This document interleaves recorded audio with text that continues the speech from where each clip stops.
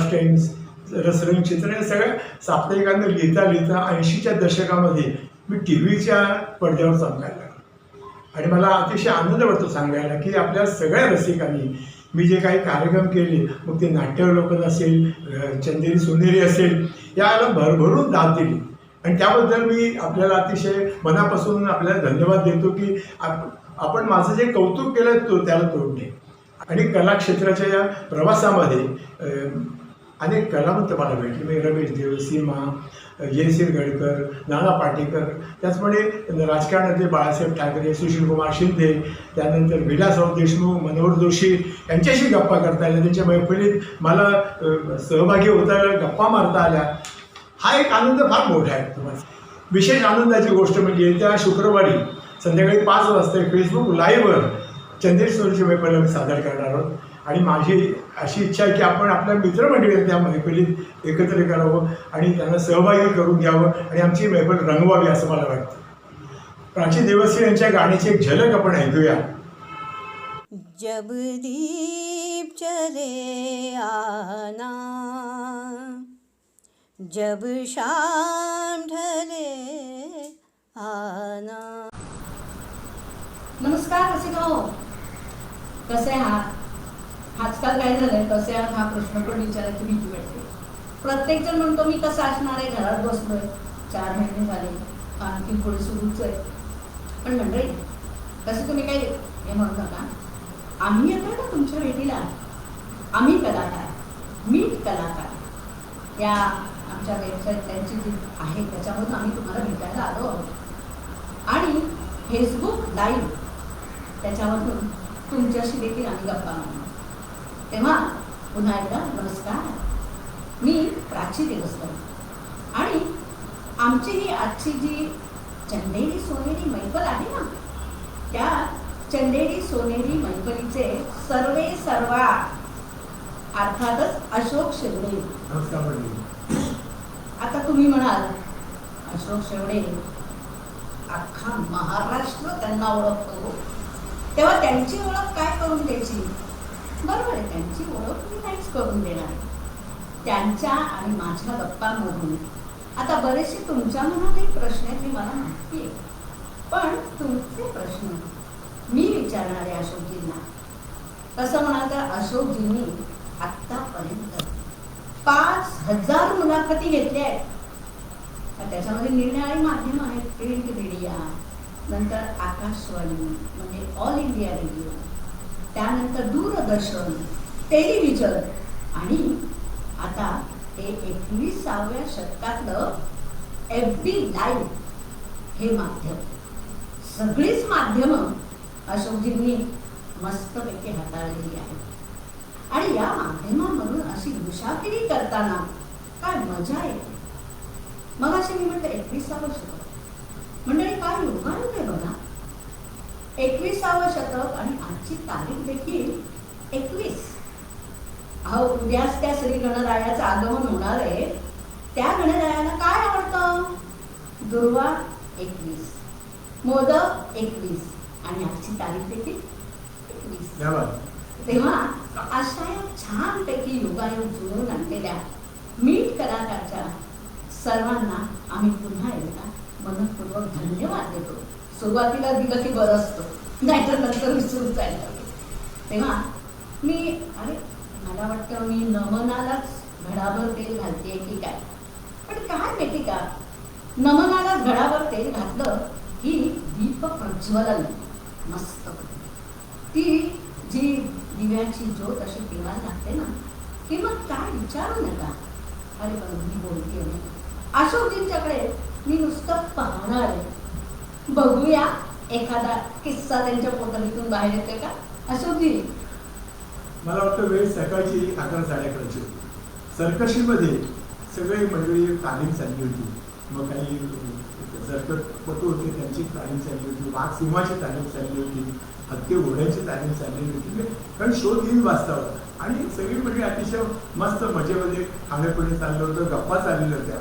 आणि मित्रांनो, महत्त्वाची गोष्ट काय की तर त्या ठिकाणी हे सगळं चाललेलं असताना, त्या तालमी चाललेल्या असताना एक बासरी मला 17-18 वर्षाचं तिथे येतो आणि तो बासरीवाला त्या सगळ्या लोकांना म्हणतोय की मला माझ्या बासरीची ताकद तुम्हाला दाखवायची. आता त्याला वेळ आहे, त्यामुळे 3 तास वेळ आहे, तुम्ही एंटरटेनमेंट करूया म्हणून ते सगळ्यांना बोलवतात, तिथे जी मंडळी होती त्यांना. आणि त्यांनी बासरी वाजवायला सुरुवात केल्यानंतर तुम्हाला सांगतो चालवून जातात, मंत्रमुग्ध होऊन जातात. मग तो म्हणतो की एक काम करा, तर तुम्हाला हे केलं जातं, आता तुम्ही एक काम करा, तुमच्या राणी आणा तुमच्या सरकशी.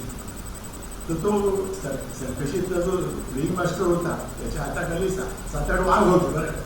आणि तो म्हटलं मग ह्याना आणू का म्हटली. अरे आणा तर म्हटली, मग ह्यांना कंट्रोल करू शका तुझं काय करेल. मग तो म्हणतो एकेकाला बाहेर करा. ते म्हणले की त्यांच्या 2 लोकांत गप्पा चालले होत्या. ते म्हणले की कदाचित त्या ह्याचा ब्रेकफास्ट होऊ शकेल, तसा किरकिरीत. आता म्हटल्यानंतर तो म्हणला एक लक्षात ठेवा म्हटले माझी ताकद तर बघा तुम्ही. आणि तो एक भाग बाहेर काढतो, तो एकदम दरकाळ्या पडून बाहेर होतो. आणि हा बासरीवाला पुढे होतो, तो वाजवायला लागतो बासरीचा वाज. आणि चमत्कार घडतो.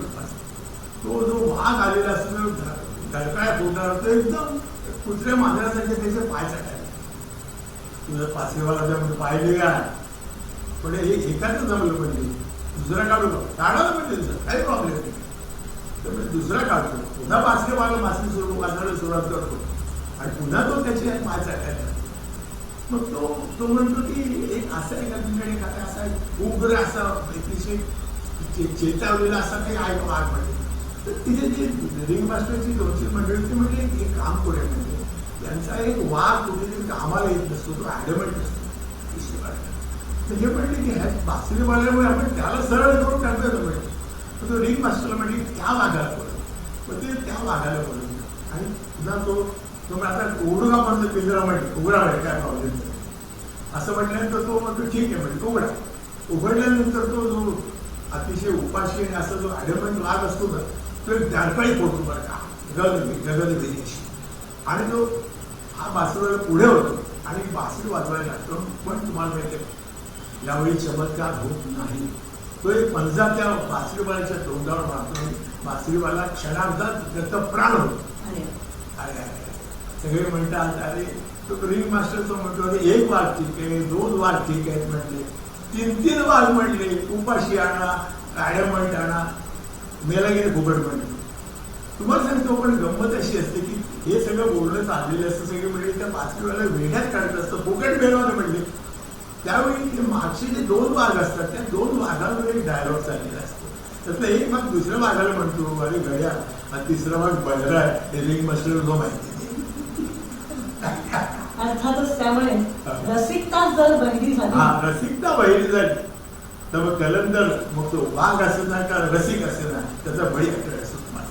आता रसिकता जर बहिरी झाली तर पण आपल्यासमोर बसलेले हे सगळे रसिक नुसतेच रसिक नाहीये तर ते चाणाक्ष. तेव्हा अशा या चाणाक्ष रसिकांच्या समोर काम करायचं किंवा आपली कला सादर करायची म्हणजे मंडळी खरंच मला तर वाटतंय की हे शिवधनुष्य पेलण्यासारखे. कारण अशोकजींनी 5000 मुलाखती घेतल्या म्हटल्यानंतर त्यांच्या मुलाखतींचा स्पॅन सांगते मी अगदी मीना कुमारी पासून माधुरी दीक्षित पर्यंत.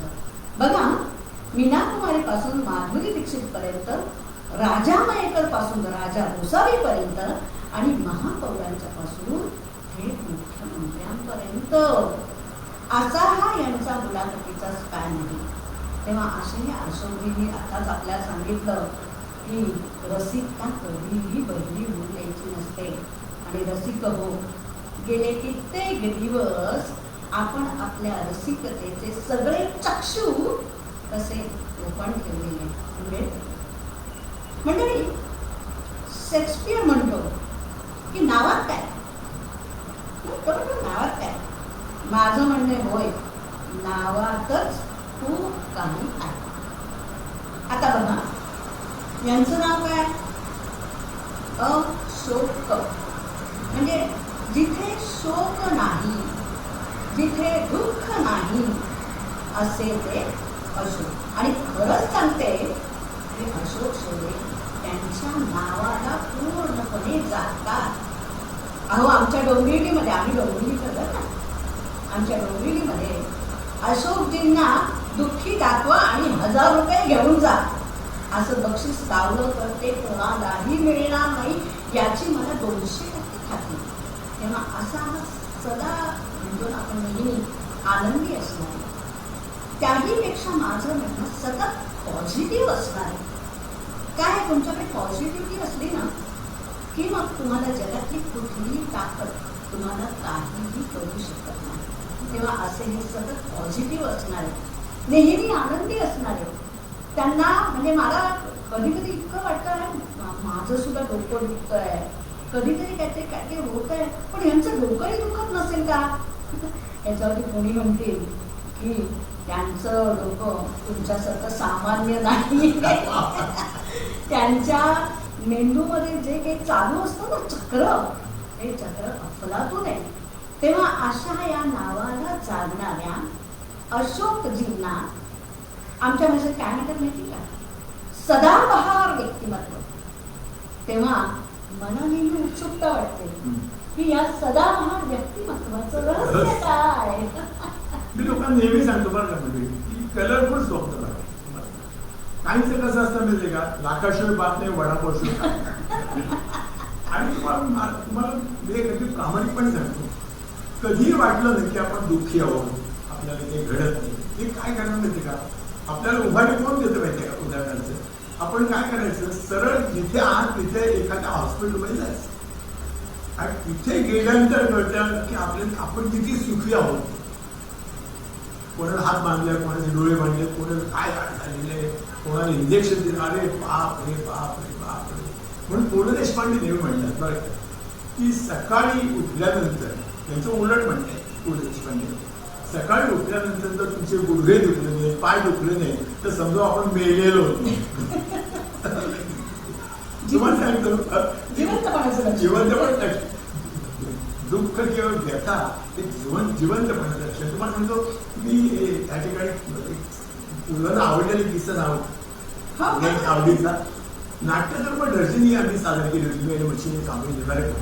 आणि त्यावेळी मला माहिती नाट्यधर्म तुम्ही आला असाल मंडळी, बहुतेक मंडळी 25 वर्ष चालली होती रजनी बरं का, सुधीर दामलेची. आणि त्या जी फाउंडर मेंबर आहे त्यात घेऊन मी गणेश्वरती, सुधीर दामले बरं, आयडिया ती बेसिक आयडिया आमची होती. आणि एके वर्षी कांबळे म्हणे त्याचं तुम्ही करायचं म्हणजे माझ्या बरोबर कोण, पण तुमचा मित्र घ्या मच्छीधर कांबळे.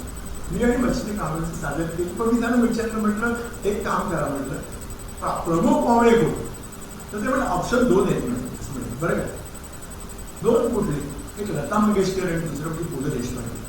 म्हटलं मला गाण्याची हौस आहे, पण मी पुलंचे जास्त करतो, मी लिखत तर पुलंने ते ताबडतोब फोन केला बरं आणि सांगितलं की भाई तुम्हाला यायचं आहे आमच्या तारखेला नाट्याचे पण रजनी आहे. आता पुलं पण तुम्हाला माहिती आहे सूत्रसंचालन ह्याच्यातले आहेत बरं का. तर पुलं म्हणले की मग नाट्यदर्पण यंदा सादर कोण करतंय, तर सुधीर दामले त्यांना म्हटलं मच्छीधर कांबळे अशोक शेवडे सादर करते. मग ते म्हटलं टीव्हीवर मुलाखतीमध्ये तो का म्हटलं असं पुलं विचारलं, हो म्हटले, आणि तो चांगलं हुशार आहे म्हटले. आणि ती रजनी झाली म्हणजे आणि सुरू झाली तुम्हाला सांगतो. आणि त्या गप्पांच्या मैफलीमध्ये बरं का आम्ही बसलेलं असतात ते मला दामले एक वाक्य बोलली, शेवटी एक काम करा, सुरुवात जरा भन्नाट करा, जबरदस्त सुरुवात आहे.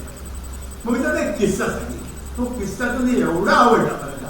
ते म्हणले की यावेळी काय करायचं, या किस्सानेच नाट्यदर्पण तुझ्या ओपन करतो, हाच किस्सा तुम्ही सांगायचा. आणि म्हणून मी तुम्ही सांगू काय किस्सा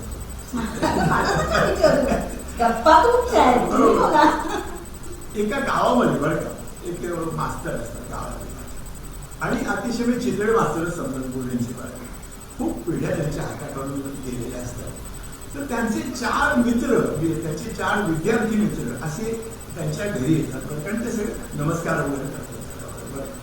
आणि नंतर ते मास्तरांनी सर आम्ही तू काय शिकलास, म्हणजे मी डॉक्टर झालो, मी वकील झालो, मी प्राध्यापक आहे, मी असं ते सांगत सगळे हायली क्वालिफाईड बोलत होते. आता त्या मुलांना एक असं वाटलं की चितळे मास्तरांचे आम्ही विद्यार्थी होतो, तर मग काहीतरी टॅलेंट आमचं दाखवायला संधी पाहिजे. तर तुम्हाला सांगतो मग ते मुलं विद्यार्थी सहज त्यांना म्हटले, मास्तर म्हटले की एक काम करा, म्हटले की तुमचं ऐकलं मला सगळं छान विचारणार, माझा आशीर्वाद होता, पण विद्यार्थ्यांचं समाधान होतं. ते म्हटले पण सर असं कसं, तुम्हाला काय आम्हाला काहीतरी प्रश्न विचारा म्हणजे आम्हाला कळेल की काय. असं करता मग ते प्रश्नाचं काही जमलं नाही त्यांचं बरं का. मग ते म्हणलं मग सर म्हणले की असं करू का म्हणले की तुम्हाला चॅलेंज देऊ का म्हणले तो हवाय मला. त्यांनी काय सहज बघितलं बाजूला एक भारताचा नकाशा होता. त्यांनी काय आयडिया गेली म्हणजे का मास्तरांनी तो नकाशा घेतला आणि टाळा पाडला आणि त्यांचा इथं आग आहे आणि हा जोडून जा. आता त्याचा स्पेशल जॉग्राफी मला म्हटलं तो म्हणलं हे माझं काम आहे साहेब, मी 2 मिनिटात जोडून माझा विषय आहे. मग तेच बघितलं त्यांनी पण काही जोडता येईल. दुसऱ्याने प्रयत्न केला त्याला जोडता येईना, तिसऱ्याने प्रयत्न केला त्याला जोडता येईना, चौथ्याने केला त्यालाही जोडता येईना. डॉक्टर म्हणले होता त्या विद्यार्थ्याला. मग सर मात्र आल्या त्याला धसत बरं का. त्यांनी ते म्हणले की तुझं झालं जमलं नाही कोणाला. तेवढ्या ते धनगराचा पोर पर्यंत एक 10-12 वर्षाचं तिकडनं चाललं होतं. त्यांनी त्याला आठ महिने विवाह इकडे आहे ना जरा. तो आला म्हणलं काय म्हणजे सर त्यांना नमस्कार म्हणजे सर मास्तर तुम्हाला नमस्कार. अरे ठीक आहे म्हणजे तेवढे आहे ना तुला जोडता येईल का रे म्हणजे. तर त्याने म्हटलं की मी तर शाळेचं जोडच पाहिलेलं नाही म्हटलं, मी कसं जोडणार. प्रयत्न कर म्हटले, हरकत नाही प्रयत्न करा हरकत. आणि त्याने तो माझं तो या चौघांना जे जमलेलं नव्हतं की त्यांनी 2 मिनिटात करून टाकलं. असं म्हटलं मास्तर पण चक्रावर 4 विद्यार्थी म्हणली आणि शाळेचं जोड बघितली आणि कसं काय जमवलं म्हटलं. त्यांनी विचारलं मग मास्तरांनी अरे तू कसं जोडलंच आहे म्हटलं. ह्याला पण जमलं नाही. त्यांनी उत्तर दिलं का मी लक्षात ठेवा. तो धनगराचा पोर म्हटला की मला नकाशा का काय म्हणते तर अजून माझ्या डोक्यात शिरली. पण त्याच्या आम्ही सर जोडून बघितलं, मागची बाजू बघितलं तर ते माणसाचं चित्र होतं. तो माणूस मी जोडला त्यामुळे नकाशा आपोआप जोडला. वा क्या बात आहे. थोडक्यात काय नकाशा कुठलाही असो मग तो कोणत्या म्हणजे भारताचा असो किंवा इंग्लंडचा असो किंवा कोणता युरोपचा सुद्धा असो पण सगळ्या ह्याच्यामध्ये महत्वाचं काय आहे तर ते माणूस जोडणे. हा माणूस जेव्हा जोडला जातो तेव्हाच सगळं काही जोडलं जातं. सध्या आपण सोशल डिस्टन्सिंग मध्ये आहोत पण तरी देखील मंडळी आपण मनाने छानपैकी जोडलेलो आहोत की एकमेकांना. आणि हे मनाने जोडणं जे आहे त्याच्यासाठीच हे अशा प्रकारचे चंदेरी सोनेरी कार्यक्रम असतात. अशोकजींना मी प्रश्न विचारला होता. सदा बहार व्यक्तिमत्व सांगा. मी काही छोटे छोटे किस्से आपल्याला सांगण्याचा प्रयत्न करतो. एका महिला मंडळामध्ये कशी करायचं गंमत कशी तयार होती. एका महिला मंडळामध्ये चाललं होतं बघा की एक साधू आले होते आणि त्या महिला सगळ्या बायकावर बसल्या होत्या. साधूने एक प्रश्न विचारला सगळ्या बायकांना स्वर्गात कोणाला जायचं. तू सगळं काय म्हणजे आत्मवर केलं आम्हाला जायचं आम्हाला जायचं. पण समोर एक आजीवन असतं ते 75 वर्षाचे तर त्यांचं हात वर गेला नाही म्हणजे अशी बसवून त्यांनी विचारलं आजीवन तुम्हाला स्वर्गात नाही का जायचं. त्यांनी जे उत्तर दिलंय ना बरं का ते तुम्हाला नेहमी लक्षात ठेवा. आजीवन म्हटलं अहो ही सगळी म्हणजे स्वर्गात गेली ती इथेच स्वर्ग निर्माण होईल. आता कधी कधी काय होतं माहिती का एखादा छोटा माणूस तुमची विकेट काढतो. डोंबिवलीतली घटना आहे. एक अतिशय एज्युकेटेड कपलचं इंजिनिअरिंग त्याची बायको प्राध्यापिका वगैरे अशी भाजी घ्यायला निघाली आणि भाजी घेता बऱ्याच ठिकाणी भाजी घेऊन गेलं वगैरे आणि शेवटी काय की त्यांना टोमॅटो घ्यायचे बटाटे काहीतरी घ्यायचे. तर ते तिथे गेल्यानंतर ते बटाटे टोमॅटो आपण घेतलेच तर ते बटाटेवाले करतील बरं आणि बटाटे घेतात 1 किलो बटाटे घेतात आणि ते बटाटे ओतताना त्या भाजीवाल्याने त्या माणसाला विचारलं वहिनी शिकलेलं आहे वाटतं. तो ते म्हणजे तुला कसं कळलं वहिनी नाही का तू भाजीवाला तुला अरे LLB केले त्यांनी वकिली करत होती. अच्छा म्हणजे तुला कसं कळलं म्हणजे काय झालं म्हणजे की खाली टोमॅटो वरती बटाटे ठेवली मला अंदाज. आता मला एक मंगेश पाडगावकरांचा एक किस्सा आहे की सांगायचं वाटतं मला. मंगेश पाडगावकर आता या माझे कौतुक म्हणून मला मंगेश पाडगावकर या ठिकाणी कौतुक करायचं वाटतं. मंगेश पाडगावकरांना एकदा मीच विचारला त्यांना प्रश्न बरं. तो प्रश्न असा होता की म्हटलं त्याच एकाच दिवशीची गोष्ट आहे त्याच ठिकाणी बेसिकली तुम्हाला सांगतो की जयंतराव साळगावकर आणि मंगेश पांडुरंगांचा दिवस एकच होता वाढदिवसाचा. अच्छा, एकाच दिवशी दोघांचाही वाढदिवस. वाढदिवस होता आणि मी सहज त्यांना फोन केला पाडगावकर सर दुसऱ्या कामासाठी आणि म्हटलं तुम्हाला वाढदिवसाच्या शुभेच्छा. आणि मला एक प्रश्न विचारायचा वाटतं म्हटलं पाडगावकर से. तर ते म्हटले की विचारते म्हणजे तुला डेव्हिल राईट म्हणे. मग मी त्यांना विचारलो की तुम्ही 80 वर्षाचे झालेले आणि जयंतराव साळगावकर 80 वर्षाचे झाले.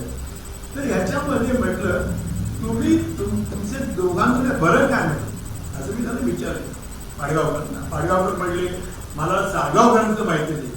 साळगावकरांनी कदाचित 80 पावसाळे पाहिजे असतील पण मी मात्र 80 वसंत पाहिजे. वा वा, क्या बात आहे. मग एखाद्या गाण्या ऐकवती पाडगावकर. आता काय आहे, तसं श्रावण आता संपलाय, उद्या भाद्रपद म्हणजे आपली चतुर्थी आहे. पण तरी देखील पाडगावकरांचं एक एव्हरग्रीन असं गाणं आहे. ते गाणं थोडंसं ऐकवण्याचा मी प्रयत्न करते आपल्याला. श्रावणात घननिळा बरसला, रिम झिम रेशीम धारा, उलगडला झाडातून अवचित हिरवा मोर पिसारा. श्रावणात घननिळा बरसला.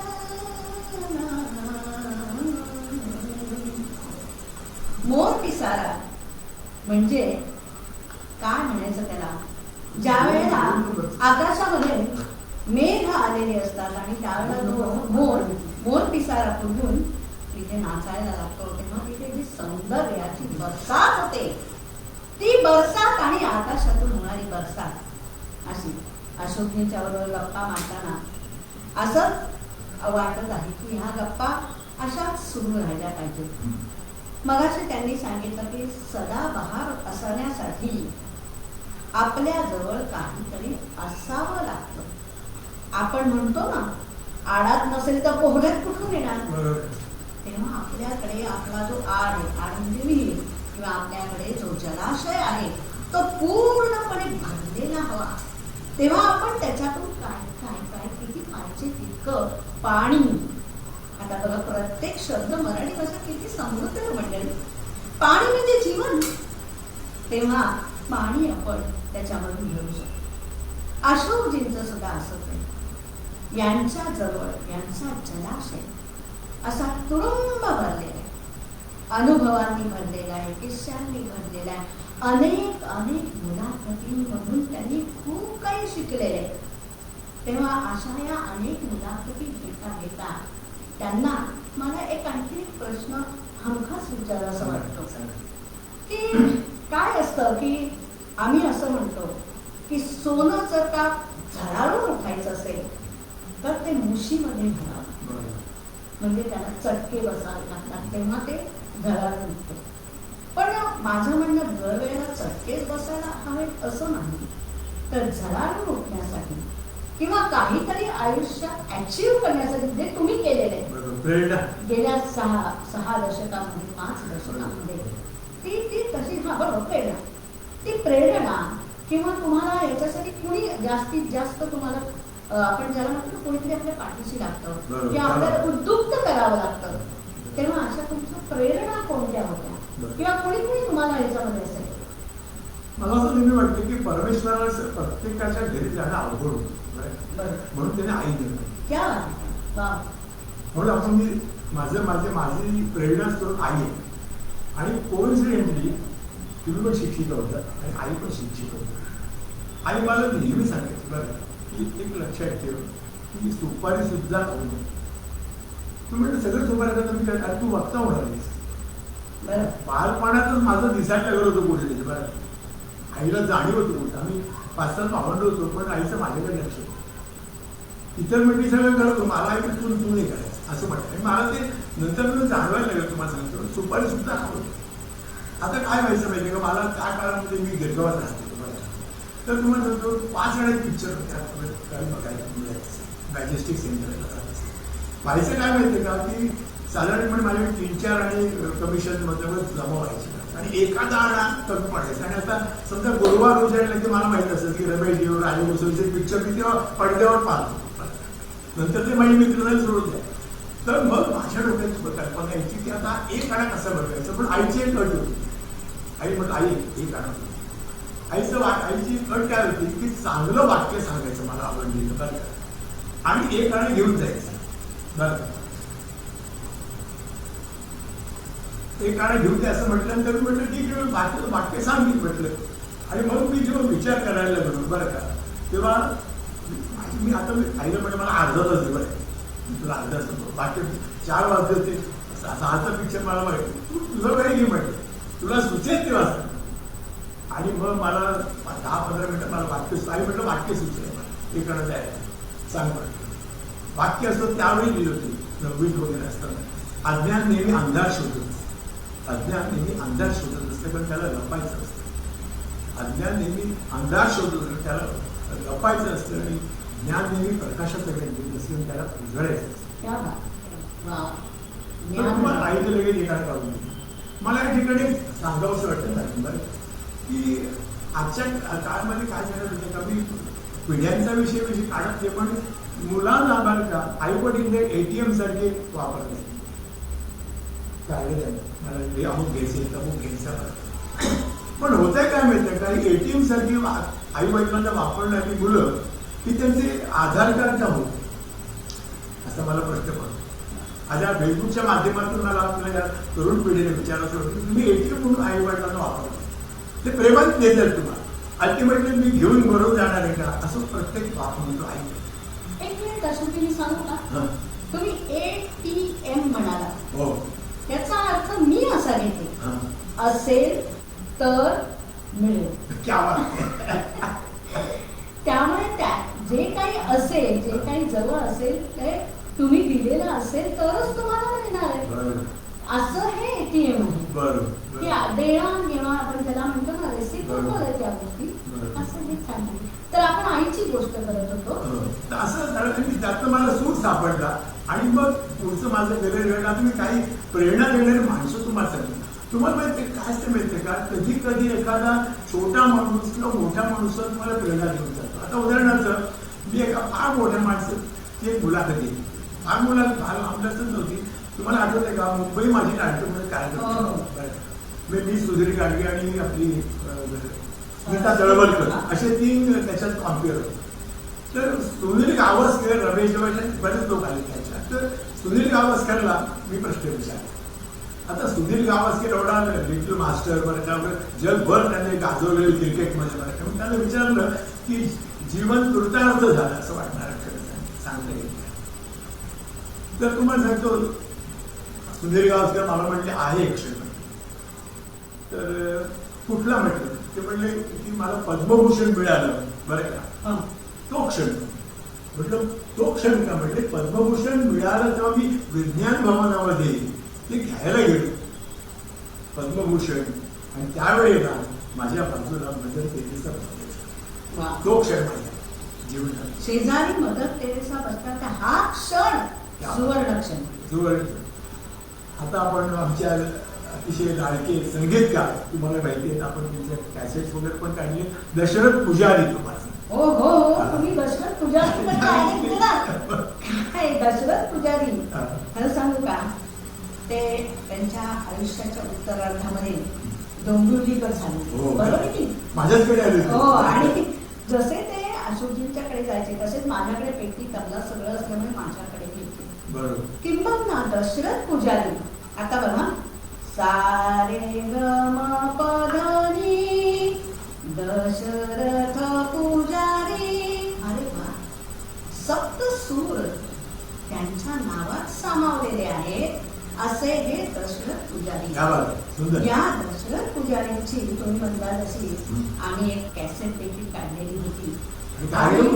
हो भरपूर अगदी आणि डाऊन टू अर्थ ज्याला म्हणतात ना तसे दशरथ पुजारी होते. त्यांना कधी एवढी गाणी त्यांनी केली संगीतकार म्हणून गायक म्हणून. आता गायक म्हणून म्हटलं मला अशोकजी तुम्ही दशरथ पुजारीच्या बरोबर अगदी काय म्हणतात ना, 40 वर्ष होते. 40 4 दशकं होते ते. मग दशरथ पुजारींच्या बद्दल आम्हाला संगीतकार संगीतकार. गायक दशरथ पुजारी. तुम्हाला सांगू काय दशरथ पुजारींचं कसं होतं माहिती आहे का, ते अलंकार टॉकीजवळ आम्ही गिरगावच्या राहतो की आता कितीतरी गाणी, आता एक गाणं तुम्हाला अजून जोडपांची आहे. तर एक दिवशी त्यांचा तो पंटर आला, म्हणजे बुवानी बोलले, कुठे बोलले, नांदगावकर, शंकरान नांदगावकरच्या घरी ते गप्पा मारून बसायचे बघा. तर म्हटलं ठीक आहे, थोडी गेली, लगेच गेलो नाही. आणि ते पुजारी समोर गाणं होतं ते बरं की, आणि म्हटलं गाणं कोणाचं, वसंत बाप कुठलं गाणं. मग म्हटलं ऐकू आम्हाला बरं. ऐकवल्यानंतर मी चॅट करून फार सुंदर गाणं म्हटलं वसंत बाप. पण नंतर मग ते म्हटले याच्या 4 अंतर आहेत. त्यातलं एक अंतर कट करायचं. तर नांदगावमध्ये एक कट केला आहे, मी मनामध्ये एक कट केलेला, आम्ही एकमेकांना सांगितलेलं आता तू एक करायचं आहे आणि तिघांचं काय गणित ते आपण बघूया. आणि तुम्हाला जर कोइन्सिडेंटली आम्ही आमचे पत्ते उघडले तेव्हा सेकंड आन्सर निघाला, तो कट केला. ते गाणं, त्या गाण्याच्या रेकॉर्डिंगला सुद्धा तुम्हाला मी पाहिजे की त्यांचं अशोक पाहिजे वाटतं. बस कार्यक्रमाला गेलं तर मला दुसरा अंतर सांग, पहिला अंतर सांग, असं करायचं. पण त्या खेरीज मला असं वाटतं की पुजारी म्हटल्यानंतर जी काही 2-4 गाणी वेळासमोर त्याची जन्म वाटते मला दाखवलं. चलो खरे मुकुंदा झाली पहाट झाली, झाली पहाट झाली, बाहेर चांदण्याला हलके सजाद आली, चलू खरे मुकुंदा. क्या बात आहे, मी ऐकलं बाहेरसमोर चाललं सुरेश भटांचे, क्या बात आहे. दुसरं गाणं मला सांगावं वाटतं आपले मधुकर जोशींचं म्हणजे आपल्या लोकगीत. ते गाणं माझ्यासमोर झालं बरं का. ते गाणंच होतं, रिम झिम झरती श्रावण धरतीच्या कळशात, प्रियाविन उदास वाटे रात, प्रियाविन उदास वाटे रात, रिम झिम झरती श्रावण धारा, बरस बरसे तू मेघारे मझिम, बरस बरस तू मेघारे मझिम, आज यायचे माझे प्रियतम, आतुरले लोचन माझे, आतुरले लोचन माझे, करती नित बरसात, प्रियाविन उदास वाटे रात. शेवटचा एक त्यांचा अभंग आहे, देव माझा भेटू सावळा, देव माझा भेटू सावळा, मळत्याची माझी आगळा, मळत्याची माझी आगळा, देव माझा भेटू सावळा, विठुर आहे पंढरपुरी, वैकुंठच हे भुवरी, भीमेच्या काठी तुले भक्तीचा बळा, भीमेच्या काठी तुले भक्तीचा बळा, देव माझा विठू सावळा. मला वाटतं मंडळी ही आमची संगीताची महत्व म्हणजे अशोकजी एवढ्या माध्यमातून वागवले. मी मगाशी सांगितलं तो सगळी माध्यमं त्यांनी पार पाडली. पण बघा काय आज या FB लाईव्ह वरती आल्यावरती अशोकजी चक्क गायला सुद्धा लागले. अजून त्याची झलक दाखवू.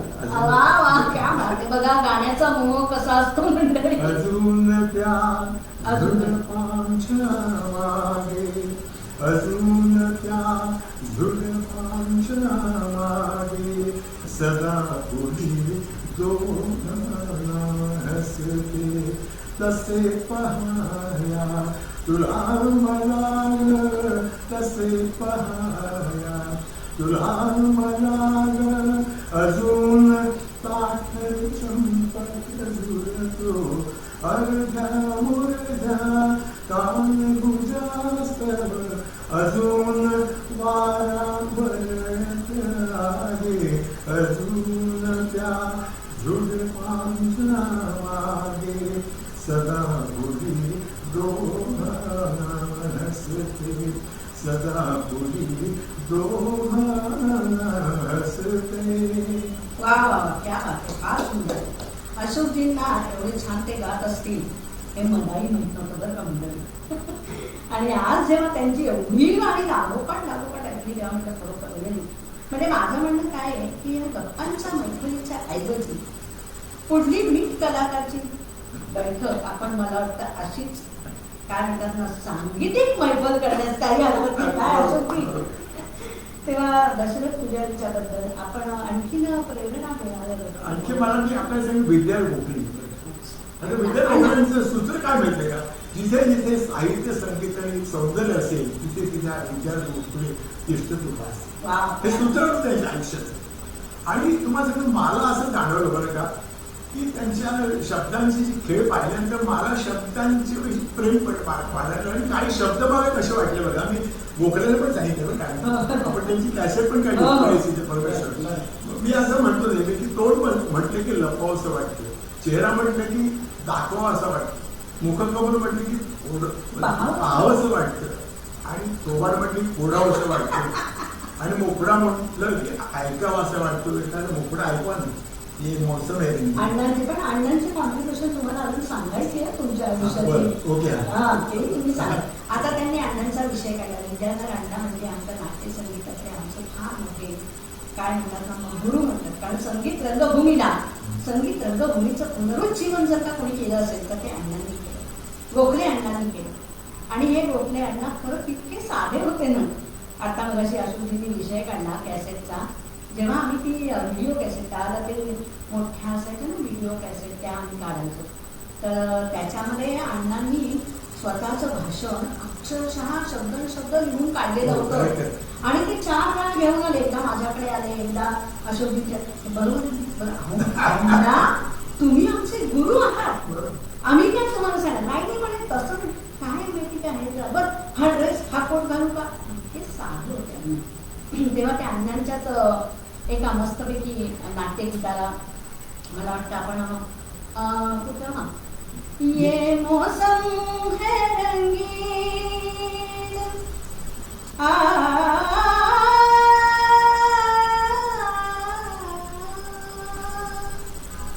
ये मौसम है रंगीन ये रंगीन शाम ये मौसम है रंगीन ये रंगीन शाम सनम ने दिया जो मोहब्बत का जाम सनम ने दिया जो मोहब्बत का जाम ये मौसम है रंगीन ये रंगीन शाम ये मौसम है रंगीन ये रंगीन शाम रंगीन शाम रंगीन शाम रंगीन श्याम.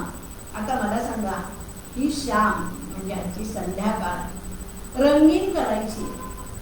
मला वाटतं की एक असा एक मला शेर सुचला आता की फूलों में रंग भरना फूलों में रंग भरना कोई भगवान से सीखे फूलों में रंग भरना कोई भगवान से सीखे और महफिल में रंग जमाना कोई आपसे सीखे कोई आपसे सीखे. तेव्हा अशी मैफल ह्याच्यामध्ये रंग जम राहणार आहे.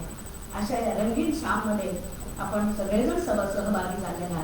आम्हाला खूप आनंद होतोय तुमच्याशी गप्पा मारताना. अशोकजी शरद उपाधी सितारे अच्छा चंदेरी हो चंदेरी कलावंतांच्या म्हणजे चंदेरी पडद्यावरती चमकणाऱ्या कलावंतांच्या सोनेरी आठवणी. तेव्हा चंदेरी कलावंत अशोकजींचा तर काय तुम्हाला माहिती आहे का, त्या काळामध्ये प्रिंट मीडिया जो होता म्हणजे त्याच्यामध्ये साप्ताहिक, पाक्षिक, वर्तमानपत्र, रोजची, त्याच्यामध्ये सर्वात जास्त महत्त्वाचं काय असायचं तर त्याच्यामध्ये एंटरटेनिंग फॅक्टर जो होता तो फार महत्त्वाचा होता.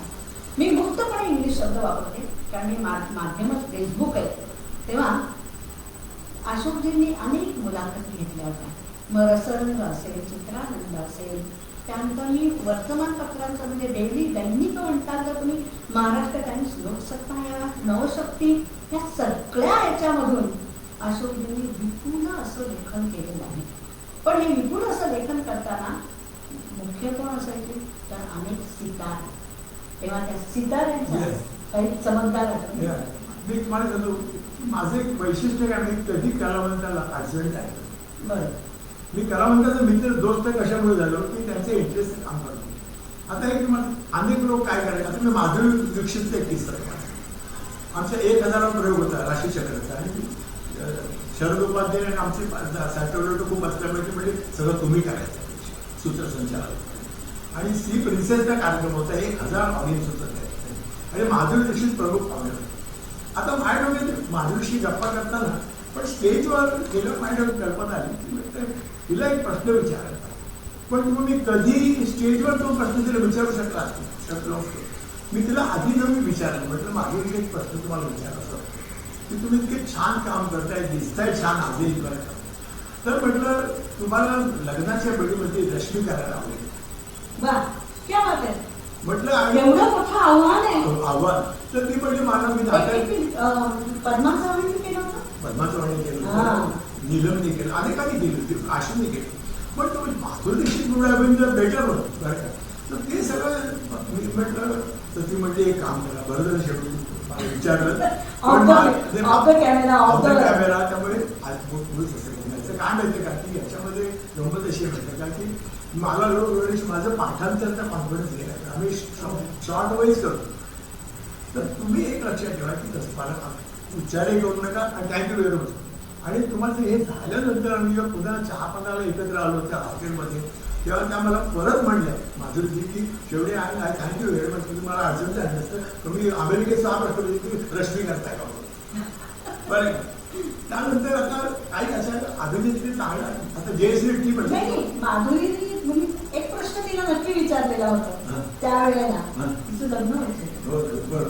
हा तर ती म्हणली नो असं म्हणली बरं का. पण नंतर आमच्या लक्षात आलं की it was not know it was नेहमी नेण्याची लग्न झालं. आता जयश्री टीचा किस्सा. जयश्री टी म्हणजे कृष्ण तळपदे, जयश्री टी मीना तळपदे त्या तळपद्यांच्या पाढ्यात बरोबरच्या 2 मुली आहेत आणि जयश्री टी आता ते जयप्रकाश कर्नाटक इसमी नंद्याच्या भावाशी लग्न केलं. तर आता ती मला एकदा एका ठिकाणी भेटली स्टुडिओमध्ये आणि मी तिला म्हटलं की तुम्ही हिंदीत काम करता म्हटलं मराठीबद्दल तुम्हाला काय वाटतं. तिने काय उत्तर दिलं असेल आय प्राऊड ऑफ मराठी. पण म्हटलं मराठीत बोललो पाहिजे. हे काय आता तुम्हाला माहिती आहे का की बेसिकली काही मला काय होतं माहिती का एखादी मुलाखत नाही का असं तर चाललेली मुलाखत माहिती नाही. बरं मुलाखत म्हणजे पंच काय होती तुम्हाला. एकदा मी रणजित पुष्कर चाललो होतो पण राजापर्यंत पुष्कर मला माझे गुरु बरं का ते मला समोर पुढे बघतो मला काही दिसत अरे मास्टर नरेश म्हणले तरी मला असणार नाही. आणि सिंधू केली त्यांनी बालगंधर्वांच्या नंतर आम्ही तिकडे गेलो आणि तिकडे गेलो एकटा उभा होतो असे कपडे घालून मळले कपडे घालून. तर मला दुसरं काय म्हणले 50 रुपये मला त्याला दिल्याशिवाय त्याला सूचना. मग मी त्याला 50 रुपये दिले त्याला आणि मग तुम्ही सिद्ध केलं होतं आणि तुम्हाला सांगतो फारसा अक्षर वाङ्मयाशी संबंध काही असा वळचळीत पडलेला कलाकार जीवनाचे प्रांत असलेला त्याने जे मला त्याविषयी सांगितलं ते नाट्य समीक्षक आम्ही सुद्धा त्याच्यात आलो. आम्ही विद्यार्थी ओखळे पण क्या बात आहे असं म्हणजे ऐकल्यानंतर मी त्याला म्हटलं तिला पैसे दिले मला एक प्रश्न की म्हटलं तुम्ही सिंधू केली बरं गडकऱ्यांची त्या सिंधूचं वैशिष्ट्य काय. आता तुम्हाला असं म्हटलं लोक काय म्हणत तिचं काढून आम्हाला त्यांनी काय उत्तर दिलं माहिती का. त्यांनी उत्तर दिलं तर म्हणले की हे नाटक कशामुळे म्हणते दारूचा दुष्परिणाम आणि ते भोगते कोण सिंधू. उत्तर काय दिलं त्यांनी माहिती का गडकऱ्यांचा ग्रेटनेस असा आहे गडकरी किती ग्रेट होते म्हटले. आपली जी सिंधू आहे तिच्या जिभेवर सुद्धा अनुसरून आणली. वा. उद्यापासून घ्यायची नाही ते मला शिवाय दारू नाही म्हटलं ते मला भरून पाळलं होतं तुम्हाला अहो शब्दप्रभूच होते ते. शब्द प्रमुख. वा, त्या. आता मी स्मिता पाटील तुम्हाला माहिती आपण या मुलाखतीची घेतली आहे. ती काहीतरी मला वाटतं 13 डिसेंबर 1986 ला गेली बघा. तर त्यांच्या आशा पाटील म्हणजे त्यांच्या आईचा मला फोन आला की असं असं झालेलं आहे. तर दूरदर्शनला स्मिता तुम्हाला तुमची खूप छान हो होती. अतिशय होते आणि त्या राज बब्बरशीच लग्न केलं होतं आणि असं झालं त्यामुळे ठीक आहे म्हटलं. तर मग त्यांचा जो दीपक सावंत जो सध्या अमिताभ बच्चन बरोबर काम करतो मेकअप म्हणून. तर अशा वेळी मी काय केलं दीपकला बोलवलं. आता मला किती ट्रॅजिक सीन आहे बघा. तर दीपक हा तिच्याशी अटॅच असते माणूस होता भाऊ. तर मेकअपचं सामान घेऊन बोलवलं. नाही पण तुम्ही दीपक सावंतची मुलाखत घेतली होती ना. हो, बरोबर. मग त्यावेळेस त्याने ते- म्हणजे चंदेरी सोनेरी हा जो एकमेव दूरदर्शनचा कार्यक्रम किती त्याचे एपिसोड झाले? 150 एपिसोड झाले. ज्याच्यावर आम्ही हे आमच्या कार्यक्रमात घेतलं त्या चंदेरी सोनी त्याच्यात आलं होतं. तर तुम्हाला सांगतो दीपक असं सावंत. सगळं झाल्यानंतर तर त्याला अशा वेळी बोलवलं आणि मेकअपचं किट घेऊन आलं. त्याला मेकअप कसे करता पाहिजे आणि तिने आशाबाई आल्यानंतर त्यामध्ये एक काम कर तिचा चेहरा नाही. तो म्हणून मी नाही चेहरा नाही का? स्मिता गेले स्मिता गेलेली होती. मी काय गेले म्हणलं नाही मी ऐका मेकअप करू शकत नाही. आम्ही इमोशनल बरं. हे बघ एक लक्षात ठेव वर्ल्ड मधलं कॅमेरा येणार इंटरनॅशनल लेवलचं तिला माध्यम आहे त्याच्यात त्याचा चेहरा चांगला केला पाहिजे. मेकअप करा त्याने रडत मेकअप केला तुम्हाला सांगतो. त्यानंतर त्याचा उत्तरार्ध काय माहिती का मला त्याच्या आदल्या दिवशीची गोष्ट सांगतो. हे नाट्य सांगितलं बरं का. मला स्टेशन डायरेक्टर फोन आला ते म्हणजे की तिचं गेल्यानंतर नेक्स्ट लेवलचं रिलेशन झालं. तर त्यांनी मला सांगितलं की राज बब्बर तुम्ही आहात स्मिताचं मित्र तुम्ही यू कॅन गाईड. नाही मला वाटतं आपण राज बब्बरकडे म्हणण्यापेक्षाही स्मिताला मेकअप का करावा लागला. कारण स्मिता म्हणाली होती की मैं सुहागंधी मरूंगी आणि हे सुहागंधी मरूंगी मी विधवा म्हणून म्हणजे त्याला आपण सदवा आपण त्याला हळदी कुंकू त्याला फार महत्व होतं. मैं सुहागंधी मरूंगी असं ती म्हणाली म्हणून तिला सुहागांचा पूर्णपणे ते भंगामध्ये ते हे वगैरे घालून पूर्ण कुंकू लावून इतका सुंदर मेकअप त्या दीपक सावंतनी तिचा अक्षरशः रडत केला. कारण त्याला ते म्हणजे त्याच्या कल्पनेच्या पलीकडे होतं ते. हा मंडळी ही इतकी इमोशनल मंडळी असतात ना. स्मिता तर अतिशय इमोशनल होती आणि केवळ तिचं ते एक वाक्य तिच्या आईने अशा काही लक्षात ठेवलं आणि त्याला सांगितलं की हिला तू सुहागंचा मेकअप कर. तेव्हा अशी ही स्मिता पाटील. मला स्मिताचं एक मला वाटतं आपण स्मिताचं गाणं घेऊन राजबरोबर घेणार राजबरोबर छोटा किस्सा. तर पहिले कसं आता हे इतकं इमोशनल चाललं होतं.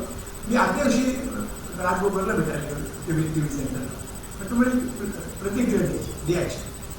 तर आम्ही हे स्टुडिओ करतो. मी ते कुलकर्णी स्टेशन आहे कोणी होतं हॉलिडे होता आणि त्या ठिकाणी तुम्हाला जातं वाईट असतं एखादी प्रतिक्रिया एक 2 मिनिटात संपते बरं का. तर ते हे स्टुडंट 2 मिनिटात काम मिळेल. आम्ही तिथे गेल्यानंतर तुम्हाला माहिती आहे का आता हे सगळं झाल्यानंतर झालं काय तरी शाल बिल घेतली बरं का. शॉर्ट असावा एखादा बरं चित्रपटाचा आणि त्यांनी एक प्रतिक्रिया दिली बरं का 2 मिनिटाची आणि तो म्हणजे मी बघ घरी आणि ते दाखवलं तर म्हणजे एक मजा नाही यायचं और एक असं करता 5 कट घेतले तुम्हाला आणि ते म्हणजे राज्य म्हटले फर्स्ट कट बहुत अच्छा आहे असं मी त्याला म्हटलं. त्याच वेळी म्हणजे 5 कट घेतल्यानंतर काय केलं 5 घेतल्यानंतर निवडला कुठला म्हणजे तो पाहिजे. मला असं वाटलं की मला स्वतःला असं वाटलं स्मिताचा मित्र म्हणजे कुठल्या माणसाशी लग्न करायचे झालं की त्यानंतर मला गाणं घेतलं नाही. कारण काय सगळं पाठवास व्हायला लागलं. म्हटलं की नाही मी गाणं सुद्धा उंबरठा म्हणलं आहे. उंबरठा या चित्रपटाचं मी नेहमी असंच सांगते वर्णन की मराठी चित्रपट सृष्टीच्या उंबरठ्याने महिलेला स्त्रीला उंबरठा बनवला असा हा उंबरठा. त्याच्याबद्दल मी प्रार्थना केली. रे म पद म ग रे ग रे सा रे म पनी सा पद म ग रे ग रे सा गगन सर तेजोमय गगन सर तेजोमय तीरहरि करुणाकर दे प्रकाश देई अभय गगन सर तेजोमय गगन सर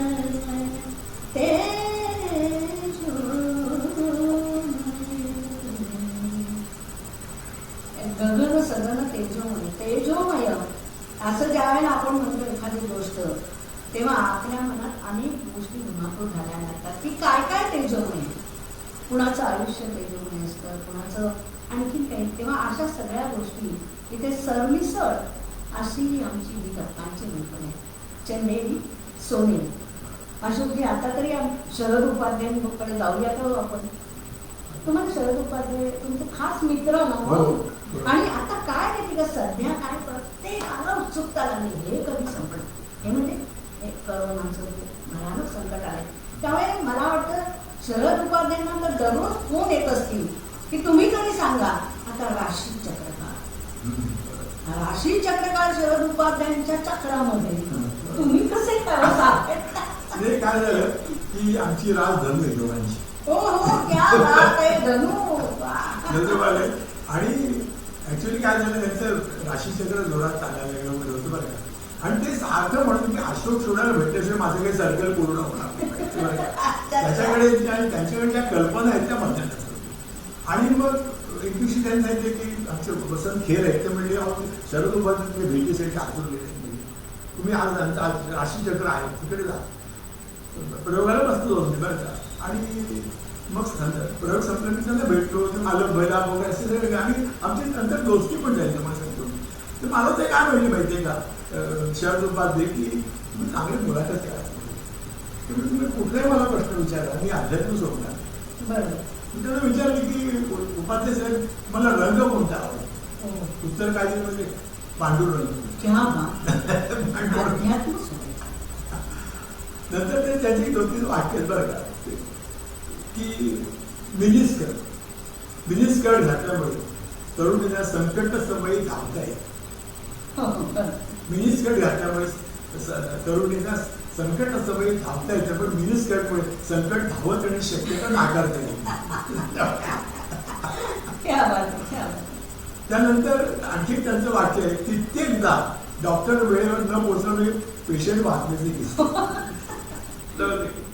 असं सगळं त्यांचं चाललेलं पण हा जबरदस्त माणूस आहे. मला वाटतं मी रमेश देवांच्या बद्दल सुरू शरद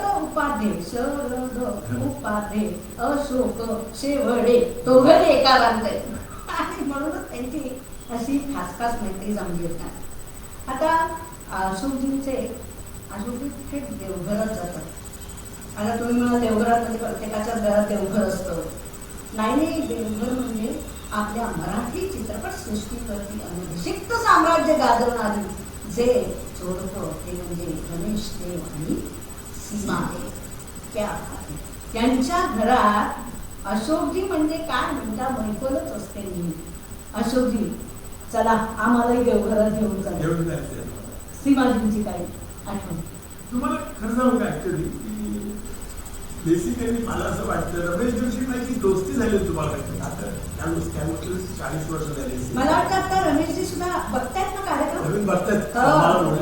क्या बात आहे रमेशजी. नमस्कार. तर तुम्हाला सांगतो की आता उदाहरणार्थ त्यांच्या अनेक उपक्रमांवर मी असतो बरं का बेसिकली बरं. तर आता संजय आपलं सर्जामध्ये त्यांनी अजिंक्यला प्लॅन करतो बरं का. तर त्यावेळी हे सगळं मला माहीत होतं संदर्भ बरं का. त्याच्या आधीचा एक किस्सा तुम्हाला सांगतो की सीमादेवांची मुलाखत हो हो हा, अच्छा किती महत्वाची. तिथून आमचा अतिशय म्हणजे जिव्हाळा वाढला आमचा. सीमादेवची ब्लॅक अँड व्हाईट टीव्ही असतात एक मुलाखत तिची एका नटीने घेतली. आधी उदयोन्मुख अशी नटी होती ती बरं का. आणि तिचा काय मुलाखत विषय नव्हता. ती धडपड करून अटकात यायची वगैरे. पण आमचे निर्माते पण हिला चाहते आणि तिने मग निर्मात्याने तिला काय घेतलं जरा बोल्ड प्रश्न विचारला नटी. तर तिने पहिलाच प्रश्न तिला विचारला सीमादेवीला बरं का की तुम्हाला निर्मात्याकडे सबमिट व्हावं लागेल. अरे आणि बापरे. बापरे ती उठली आणि चालूच पडली घरी. सीमाजी छे अरे एवढं काय म्हणतात ना आमचं लाडकं ते त्यांना असं प्रश्न तर ती- मग त्यानंतर मग लगेच मला रमेश तुझं मला बँकेत पोहोचवून बँकेत माझं नोकरी झाली आणि तुला ती मुलाखत नेहरूची तुला घ्यायची. तिचं बाहेर नेहरू तिचं बाहेरचं हो, हो, अच्छा, अच्छा. नेहरू नलिनी सारा आवडतं. हे मात्र असतं तर- प्रत्येक सगळेजण बाहेरच्याच नावाने तर म्हटलं ठीक आहे आता आपण मग मी तिला भेटायला गेलो. मी काय कुठल्याही गोष्ट होमवर्क करायला प्रश्न काढले त्याला भेटायला गेलो. मी विद्युतमध्ये जाऊला राहतो त्या. आता रमेश मला म्हटलं की तू काय असले फालतू प्रश्न विचारला आणि मी प्रश्न बदलला बरं का आणि सेटवर तिला प्रश्न विचारला बरं का. आता निर्माता काय म्हणत होता की तो विषय त्याला हवा स्पर्श करायचा आणि तिला ते शब्द आवडले. म्हटलं मी अँगल तोच ठेवला आणि तिला प्रश्न विचारला सीमाला. तिला प्रश्न असा विचारला की आज तुम्ही अजिंक्य देवला सर्जा म्हणते हिरो म्हणून इंट्रोड्यूस करताय. तीच मुलगी असतील तिला सिनेमात पाठवली असते आईवर बाईवरून आईवर तिने म्हणजे का नाही म्हणलं आणि अतिशय छान उत्तर दिलं. तुम्हाला सांगतो की रमेश देवचा आणि एक रमेश आणखी एक किस्सा मला सांगावं असं वाटतं की त्याचं आणि बाळासाहेबांचं काहीतरी खटलं बाळासाहेब ठाकरे हो, तर मग साहेब. तर तुम्हाला सांगतो बेसिकली मी म्हटलं सगळ्यांचं म्हणणं पण की अशोकचं बाळासाहेबांकडे गाणे आहे अशोकला येऊ असं सीमाचं पण म्हणलं रमेश हे म्हणलं. तर मग रमेश मामाला बाळासाहेबांकडे मी लगेच टाईम घेतलं त्यांच्यावर बरं आणि बाळासाहेबांकडे त्याला रमेश देवला बरं. आधी त्यांना म्हटलं एक काम करतो म्हटलं रमेश देवला म्हटलं तुम्ही बाहेर थांबा आणि मग म्हटलं मी तुम्हाला हे घेतो त्यामुळे बोल बाळासाहेबांशी बोलतो आणि मग तुम्हाला मी आतमध्ये बोलतो. तुम्हाला सांगतो मी आतमध्ये गेलो बरं आणि त्यांना ते पण मी काही होतं त्या रमेशजींशी बोलून गप्पा मारत असतो आणि आतमध्ये गेल्यानंतर म्हटलं बाळासाहेब तुम्हाला मी व्यक्ती आणलेली आहे पण यू विल नॉट ॲप्रिशिएट म्हटलं कोणाला नसतो अनुभव आलो. अहो म्हटलं रमेश देवळे तुमचा चाहता आहे तो देवा सगळं घर तुमचं चाहता आहे आणि असं करता पटवलं तसं बोलतो त्याला दुश्मन मित्र. मग रमेश देव आले आणि ते बोलता बोलता काय म्हटलं का की त्या काळी जमिनीच्या संदर्भामध्ये बरं का एक सीन झाला होता. दिलीप कुमार म्हणला की आम्हाला बुखारी साहेब आहे त्यांचे बरं का असं दिलीप कुमार त्या सभेत म्हणला बुखारी साहेब आहे. तर रमेश म्हटलं की आज बुखारी साहेब बोलांगे आम्हाला बाळासाहेब ठाकरे असं रमेश म्हटलं. तर बाळासाहेब असं बोललात तुम्ही दिलीप कुमारला यस म्हणले रेकॉर्डिंग आहे म्हणले ते छापून आलं असेल इकडे म्हणजे आम्ही टीव्हीवर पण दिसले नाही. अरे क्या इथे वैरच संपलं दोस्ती झाली त्यांची त्या ह्याच्यात बरं का. त्यांचं एखादं झलक सीमाताईंची पण मला वाटतं आपण आणखी थोडं पुढे जाऊया का सीमाताईंच्या गाण्याच्या पेक्षा आपण वेळेचं पण गणित सांभाळायला लागतं आपल्याला. काय मंडळी असं म्हणतात म्हणजे वपून मी म्हटलेलं आहे असं कशाला म्हणतो वपून मी म्हटलंय की आठवणींना हाकलू नये. आठवणींना हाकलू नये मग त्या ठाण मांडून बसतात. आठवणींना हाकलू नये मग त्या ठाण मांडून बसतात. त्यांचं कौतुकही करू नये मगही त्या ठाण मांडूनच बसतात. मग अशा वेळी मग करायचं काय तर माळेचे मणी न मोजता जपाची माळ व्हायची. म्हणजे याचाच अर्थ आठवणी काढत बसायचा. हा आमचा कार्यक्रम जो आहे तो आठवणी चंदेरी सोयी. आठवणींचा समोर अक्षरशः तुम्हाला सांगते आमच्या समोर शेकडो हजारो आठवणी अशोकजींच्या तर आहेतच पण माझ्याही काही आठवणी आमच्या डोळ्यासमोर आत्ता एखाद्या पडद्यावरून सरसर गोष्टी झाल्या तशा जात आहेत. पण आम्ही या आठवणींच्या या चंदेरी सोयी आठवणींना पुढच्या कार्यक्रमामध्ये असेल आमचा कार्यक्रम तर त्याला आम्ही आणखी भरपूर आठवण तुम्हाला सांगू. पण मला एक उत्सुकता वाटते अशोकजींच्या ह्याच्याबद्दल की आता बघा मंडळी, बाबा, दादा, मामा, काका ही नाती. आता या नात्यांमधलं अक्षर उलटी सुलटी केली तरी देखील एकच अर्थ होतो. मामा असावाचा किंवा कसावाचा, मामा मामाचा. तसंच एक नातं ते म्हणजे नाना. आता नाना म्हटल्यानंतर चंदेरी सोनेरी दुनियेतला नाना म्हणजे एकमेव तो म्हणजे नाना पाटेकर. आता या नाना पाटेकरांची आणि अशोकजींची दोस्ती, हा दोस्ताना बाप रे, मला तर नानाची खरं म्हणाल तर मी आपण आले झाले म्हणतोय त्यांना, पण ही रिअल ग्रेट. तेव्हा यांची दोस्ती कशी काय झाली मला नेहमी उत्सुकता वाटते. तेव्हा नाना पाटेकरच्या बद्दल तुम्ही काय सांगाल? नाही, नाना त्याला चाललेले असताना नाना पाटेकर येतच नाही. मी काय नाही, काय असतं माहितीये का, ऍक्च्युली नाना बेसिकली तुम्हाला नाना तसं म्युझिकल नाही बरं का, पण काय होतं कधी कधी त्याचा राग अनावर होतो, थोडासा विक्षिप्त आहे तुम्हाला, पण तेवढा तो प्रेम आहे तुम्हाला. आता गणपतीचं काय? आता तुम्हाला माहिती आहे का, मी तुम्हाला सांगतो की घरी गणपती तुम्ही माहीमला तो पाठवून घ्यायला त्याचं घर आहे तिथे, मी ते जातो, मी दरवर्षी जातो. आता यावर्षी जाणार नाही या सगळ्या सिच्युएशनमध्ये, पण तो तिथे मूर्तीची आवाज करतो. पण तो काय म्हणतो माहिती आहे का, मी देव मानत नाही. मी असं पण येतो देव मानत नाही, पण मी आवाज करतो. असाच तिथे एकदा मी त्याच्या घरी पोहोचलो 2-3 वर्षापूर्वी गोष्ट करतो. अतिशय काय म्हणतात ना की निर्मळ मनात माणूस होता. त्याचं कसं आहे, त्याचा सूर जमला तर जमला, त्याचं नाही तर तुम्हाला भेटतो काय. तुम्हाला सांगतो मी माझी अगदी 70 तासपासून त्याचं स्ट्रगल मी पाहिलेलं आहे. मी त्याला मदत केली प्रसिद्धी संदर्भात वगैरे मुलाखती घेतल्या त्याच्यावर बरं का. आणि काय असतं कोणीतरी एक आधार लागतो प्रत्येक कलाकाराला, मीडियामध्ये टीव्हीच्या संदर्भात असेल, महाराष्ट्रातील लोकसत्तेतील मुलाखती संदर्भात असेल, तर अशी आमची दोस्ती झालेली होती बरं का. आणि मी तुम्हाला आता आली 4-5 वर्षाची गोष्ट बरं का, मी एक पुस्तक माझं एक प्रकाशित करतो, चंदेरी सोनेरी बरं का, ते पुस्तक. आणि मी हे पुस्तक त्याला दाखवून त्याला म्हटले की मला तुझा आशीर्वाद मला पाहिजे, तुम्ही मागे छापला. आशीर्वाद कसा काय नानाचा? कलावंत म्हणून तर तसं लहान आहे माझ्यापेक्षा बरं का.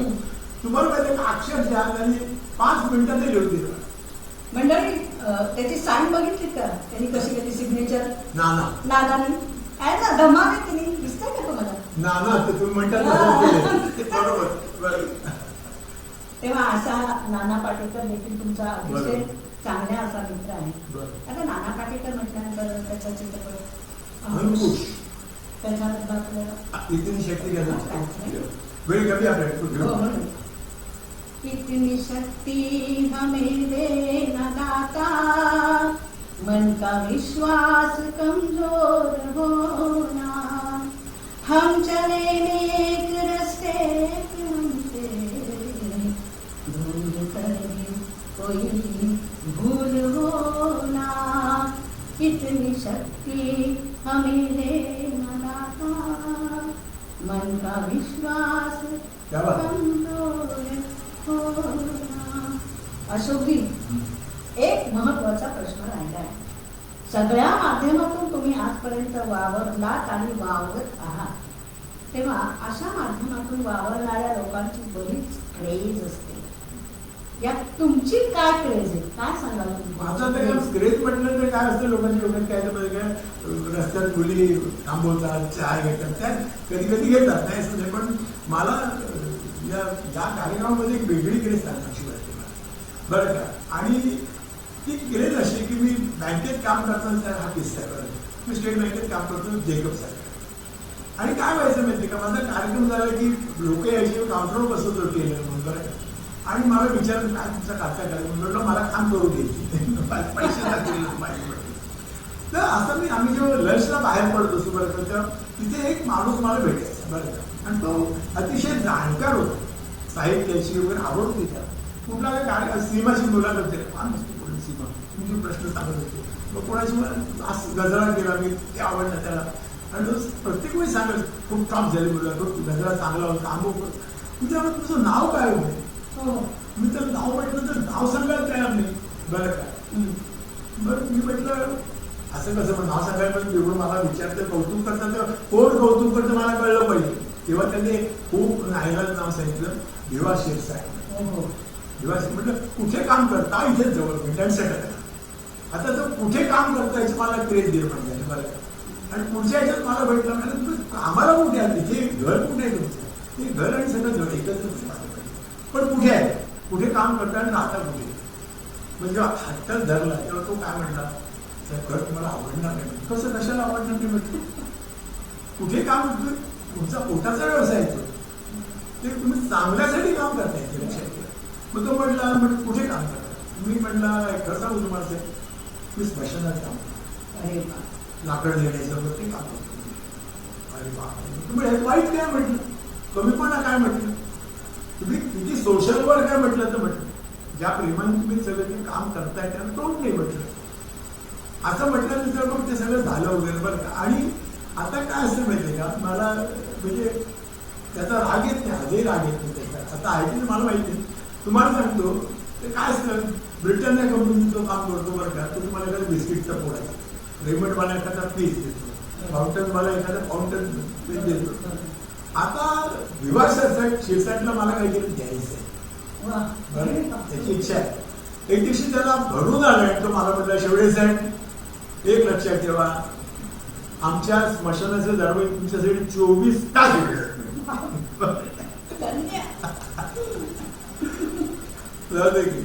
आणि तुम्ही केव्हा तिथे तो पण माझी ट्रान्सपोर्ट झाली, मी तिकडनं निघून गेलो. पण मी त्याला लोकांना खटकत, मला खटकत नाही.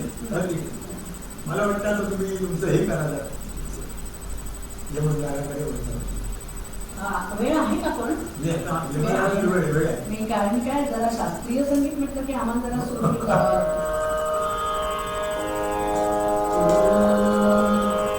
आता यमन राग. मी याचं वर्णन नेहमी असं करते की ये मन जो भी कहता है वो जिस राग में बताया जाता है उसे कहते हैं यमन. याचं मूळ स्वरूप असेल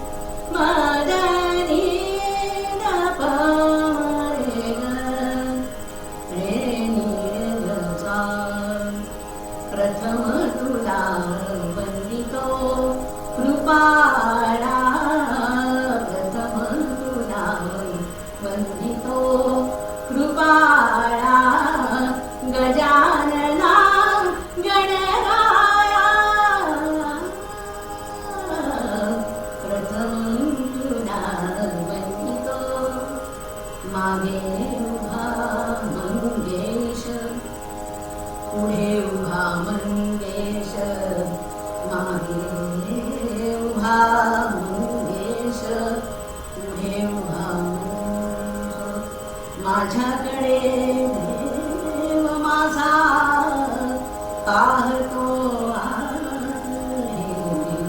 मागे उभा मंगेश, पुढे उभा मंगेश. चंदन सबदन चंचल चितवन, धीरे से तेरा ये मुस्काना, मुझे दोष न देना जग वालों, मुझे दोष न देना जग वालों. हो जाए अगर दीवाना चंदन सा बदन, एहसान तेरा होगा मुझ पर दिल चाहता है वो कहने दो मुझे, तुमसे मोहब्बत हो गई है मुझे, पलकों की छाँव में रहने दो. इथेच आणि या बांधावर अशीच श्यामल वेळ, अशीच श्यामल वेळ सख्या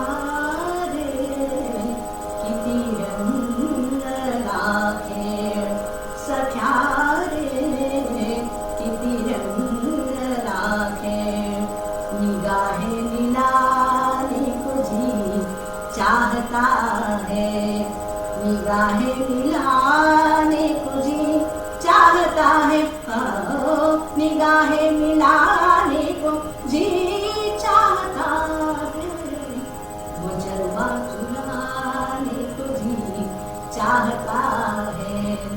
नी रे ग रे ग म ग रे सा सा नी प प म रे ग सा नी सा ग प म प नी क सांझ सवेरे मिलते हैं, ये देख के तारे खिलते हैं, लेते विदा एक दूजे से कहते हैं चले आना। जब दीप जले आना, जब शाम